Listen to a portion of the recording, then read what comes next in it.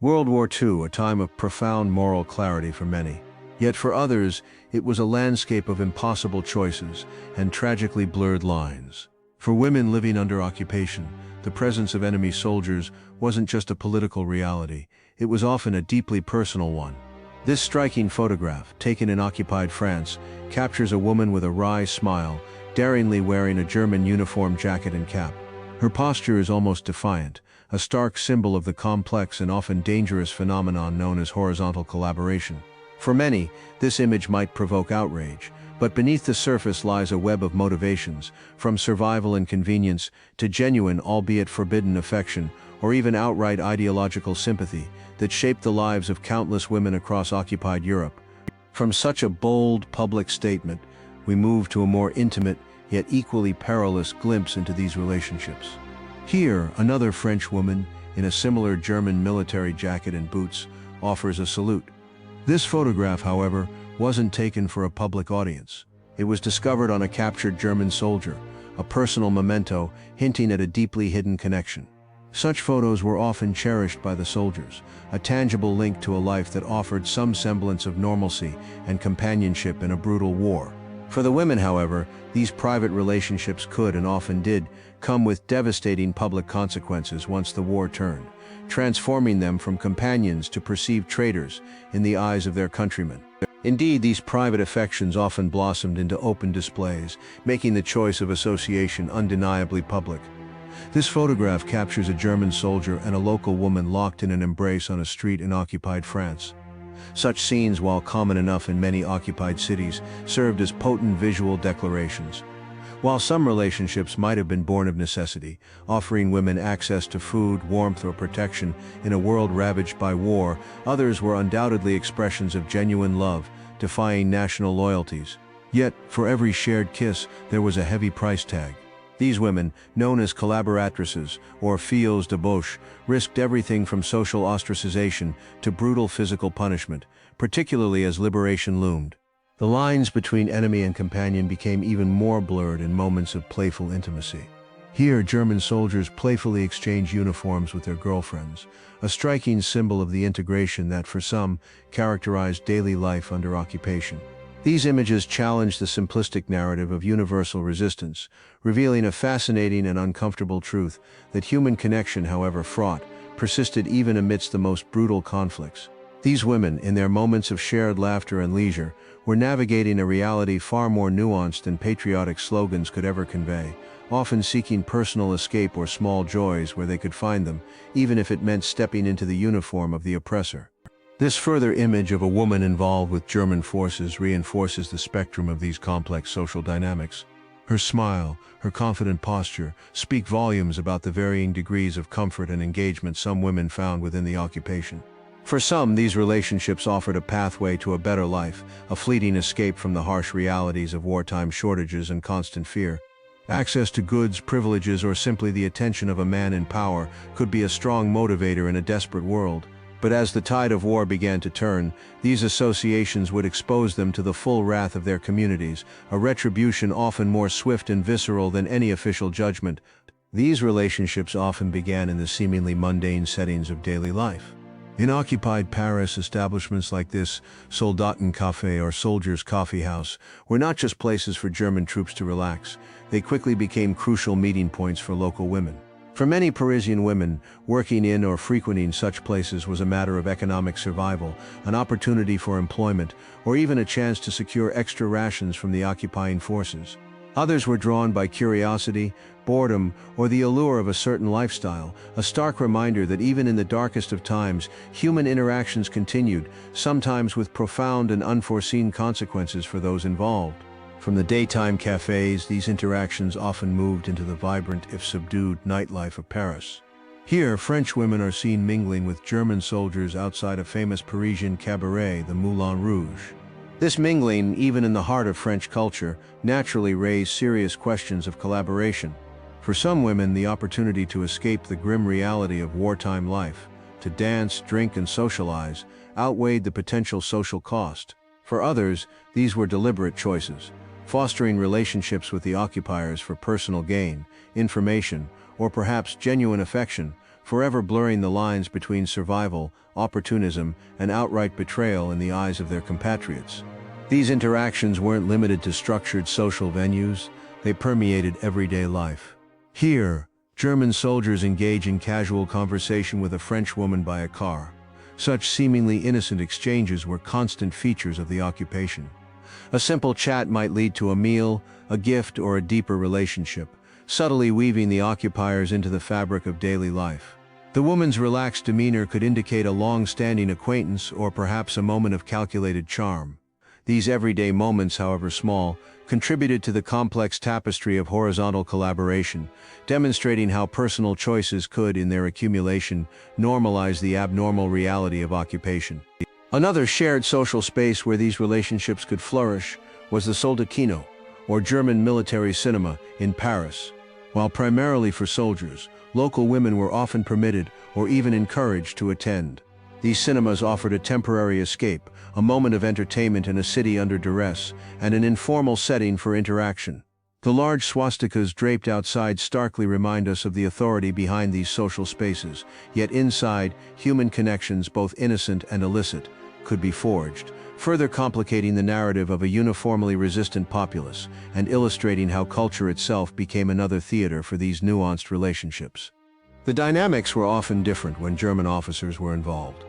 This photograph captures German officers conversing with a blonde woman, a familiar scene in occupied territories.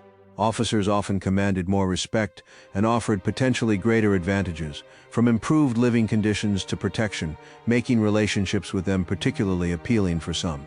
These interactions could also be purely administrative or informational, yet in the context of occupation, even a simple conversation held a different weight, raising suspicions and marking the women involved in the public imagination, often irreversibly.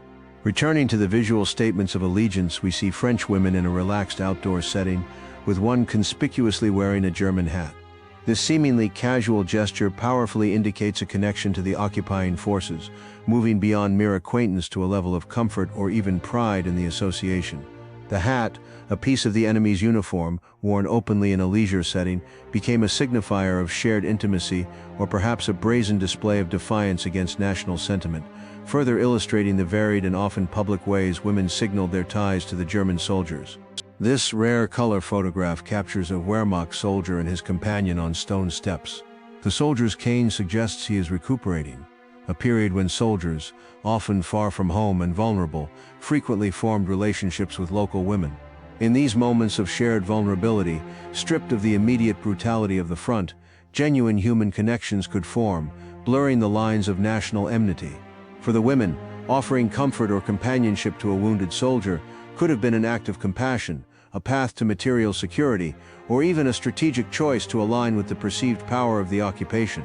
The integration of social life under occupation could extend to shared moments of leisure, like this off-duty Wehrmacht soldier enjoying a leisurely day at the pool with his local girlfriend. Such scenes highlight the often unspoken normalization of the occupation in day-to-day life. These relationships were not always hidden affairs. Sometimes they became integrated into the public landscape, challenging the rigid categories of resistance and collaboration. This image, with its relaxed atmosphere, reminds us that life in all its human complexity continued even under the shadow of war. Even with the visible marks of war, like a soldier's injury, the pursuit of human connection and leisure persisted. Here, a soldier, his leg likely injured, shares a moment with a local woman who sips from a bottle. This image underscores the complexities of personal relationships during wartime, where emotional needs, physical comforts, and pragmatic considerations often intertwined. For this woman, offering companionship might have been a simple act of human kindness, a means of survival, or the deepening of an existing bond, showcasing the myriad reasons why individuals navigated the precarious terrain of relationships with the enemy.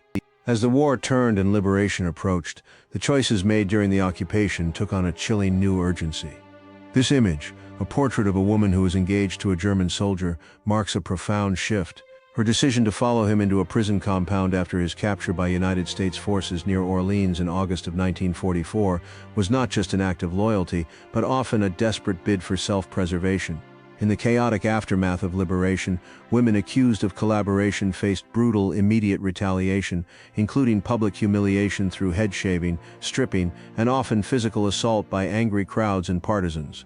Following a German fiancé into captivity could, ironically, offer a degree of safety from this mob justice, exchanging one form of confinement for another, perhaps less violent fate. This poignant scene further emphasizes the harrowing choices faced by these women. Here, a French woman accompanies her captured German fiancé into a prison compound in August of 1944. Her resolute presence speaks volumes about the depth of their bond and the dire circumstances that propelled her to this desperate act. As the Allied forces advanced, a wave of retribution swept through liberated areas, targeting women who had associated with the Germans. This act of accompanying her fiancé into captivity was a last resort for protection, a testament to the fact that for many, their connections to German soldiers, whatever their origin, became a matter of life or death as the old order collapsed and a new vengeful one emerged. This stark image extends the narrative beyond France, showing a Dutch woman steadfastly following her German husband into captivity, surrounded by other prisoners and guards. This wasn't merely a girlfriend or fiancé, this was a wife, underscoring the legal and personal commitment that bound her to a man now considered an enemy. Her loyalty in the face of such public scorn and impending hardship is a powerful if tragic testament to the enduring human capacity for love and fidelity, even across the deepest societal divides. For these women, their choices meant sacrificing their own freedom and social standing to stand by their partners, facing an uncertain future in the eyes of their liberated nations. Yet, for much of the occupation, life for many continued with a veneer of normalcy. This French woman, standing near the iconic Eiffel Tower, appears seemingly unperturbed by the occupation, a figure in a bustling urban scene where German soldiers would have been a constant presence. This image challenges assumptions of universal suffering and resistance, reminding us that for some, life carried on, adapting to the new reality. Not all interactions were charged with collaboration or resistance. Many were simply the fabric of daily existence, a complex blend of pragmatism, survival, and a refusal to let war entirely erase the routines of life. Even in seemingly light-hearted moments, the economic realities of occupation could subtly assert themselves. Here, a Wehrmacht soldier and a woman enjoy a friendly encounter in a snowdrift. Noticeably, the woman is wearing nylons, a highly prized and fashionable item during the 1940s, which were incredibly scarce for the average European citizen. This detail hints at the privileges that might have come with associating with German soldiers, who often had access to goods unavailable to the general public. It underscores how material advantages, however small, could play a role in fostering these relationships, even amidst the backdrop of winter and war. Moments of carefree interaction, like this woman embracing a man in a dynamic, almost playful pose, were not uncommon amidst the occupation, whether with German soldiers or local acquaintances. Such scenes, while appearing innocuous, frequently drew scrutiny from both the resistance and the wider community. Every gesture, every shared moment of laughter, every apparent deviation from overt patriotism could be misinterpreted, judged, and remembered. These images capture the deeply human desire for joy and connection, but they also serve as a stark reminder of the constant surveillance and judgment that women navigating these complex social landscapes endured. To truly understand the phenomenon of sleeping with the enemy, we must look back to the very beginning. This powerful image captures a Dutch woman greeting Wehrmacht soldiers as they enter Amsterdam on May 15, 1940. Her gesture extended towards the occupying forces symbolizes the initial, often varied reception of the Germans. Not all occupied populations immediately resisted. Some were curious, some were pragmatic, and some, like this woman, even offered a welcome. This initial interaction set the stage for the complex relationships that would develop, demonstrating that the line between occupier and occupied was, from the very first days, drawn in shades of gray rather than stark black and white. Beyond the immediate experience of occupation, the concept of collaborator girls extended to those who harbored deep ideological sympathies. Here we see Unity Mitford and her sister Lady Diana Mosley, née Mitford, prominent British aristocrats, pictured with SS troops at the September 1937 Nuremberg Party rally. These sisters were not merely casual acquaintances, they were well-known figures in pre-war Germany, openly sympathetic to the Nazi regime, and famously close to Adolf Hitler himself.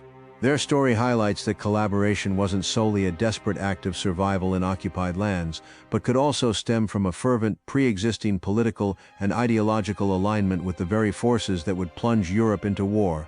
This final image, capturing a French woman openly socializing and sharing a festive moment with SS members in a cabaret, brings our story full circle. It is a powerful, deeply unsettling snapshot that challenges the comfortable notion that all women in occupied Europe were simply passive victims without agency. For these women, whether driven by love, by the desperate need for security, by a twisted sense of opportunism, or by genuine ideological conviction, their choices were profound. The untold stories of these Collaborator girls reveal an uncomfortable truth about human nature during wartime, that the lines between right and wrong, loyalty and betrayal, were often agonizingly blurred, leaving behind a legacy of judgment, sacrifice, and the enduring complexity of the human heart in the face of unimaginable pressures.